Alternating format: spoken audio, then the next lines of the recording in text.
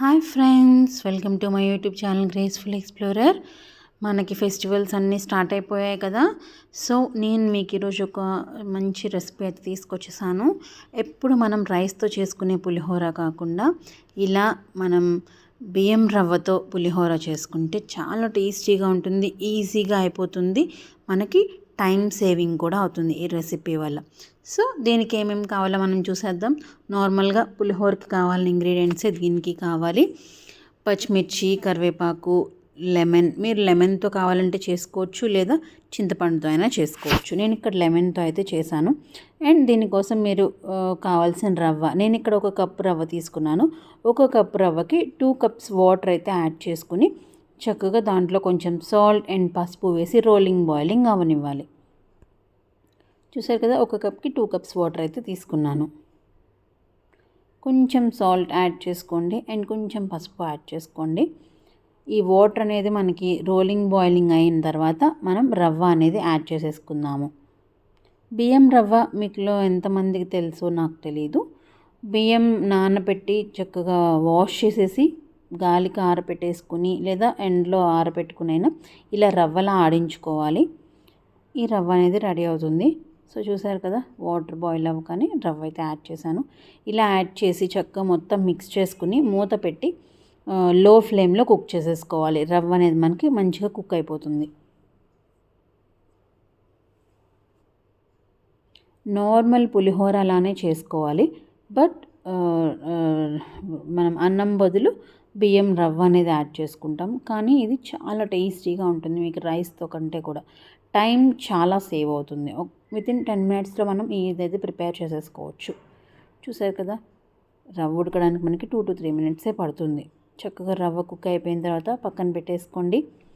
మూత అలా పెట్టేసి ఉంచండి. ఆ ఆవిరికి చక్కగా రవ్వ అనేది మంచిగా కుక్ అవుతుంది, ఇంకేమాత్రం కొంచెం ఇదిగా ఉన్నా కానీ. నెక్స్ట్ స్టవ్ వెలిగించి బాండి పెట్టేసుకుని కొంచెం ఒక 4 to 5 table spoons oil add చేసేసుకుని అన్ని పప్పు దినుసులు అయితే యాడ్ చేసేసుకోవాలి. పులిహోర అలానే ఇంకా చక్కగా తాలింపు వేసేసుకోవడమే ఆ రవ్వకి. రవ్వ కొంచెం ఆరితే పొడి పొడిగా అవుతుంది.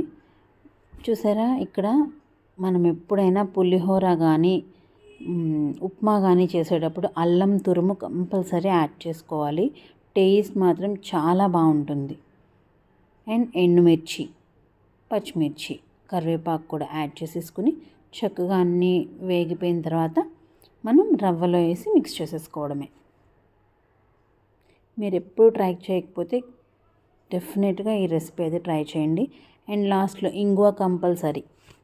చూసారు కదా, నేను ఎక్కువ తాలింపులకి ఇంగువ అయితే యూస్ చేస్తాను. ఇంగువ మనకి హెల్త్కి కూడా మంచిది అండ్ టేస్ట్ కూడా బాగుంటుంది.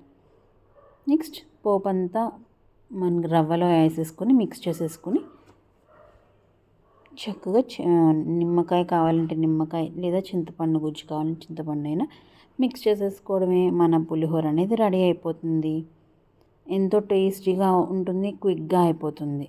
పిల్లలకు కూడా మనం వెరైటీ స్నాక్స్ కానీ వెరైటీ బ్రేక్ఫాస్ట్ కానీ ట్రై చేయాలనుకున్నప్పుడు ఇలా ఏదన్నా మనం కొంచెం మార్చుకొని ట్రై చేసుకోవచ్చు. వాళ్ళకు కూడా చేంజ్గా ఉంటుంది.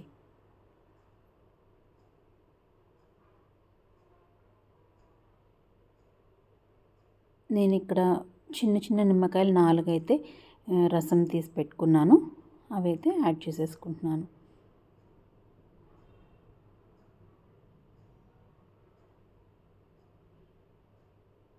చక్కగా మిక్స్ చేసుకోండి. మనం గరిటెతో మిక్స్ చేస్తే అంత బాగా మిక్స్ అవ్వదు, చేత్తో కలుపుకుంటేనే బాగుంటుంది పులిహోర ఎప్పుడైనా. అంతే, మన రవ్వ పులిహోర అయితే రెడీ అయిపోయింది. మనకి ఎంతో టైం పట్టదు, 5 to 10 మినిట్స్లో అయితే చేసేసుకోవచ్చు. మనకి అన్నంతో చేసే పులిహోర రైస్ కుక్ అవ్వడానికి టైం పడుతుంది. చూసారు కదా ఎంత ఈజీగా అయిపోయిందో. ఫెస్టివల్స్ అప్పుడు టైం సేవింగ్కి ఇలా కూడా ఎప్పుడైనా ట్రై చేసి చూడండి. Thank you for watching. Please like and subscribe to my channel. చాలామంది మన వీడియోస్ సబ్స్క్రైబ్ చేసుకోకుండా చూస్తున్నారు, సో ప్లీజ్ సబ్స్క్రైబ్.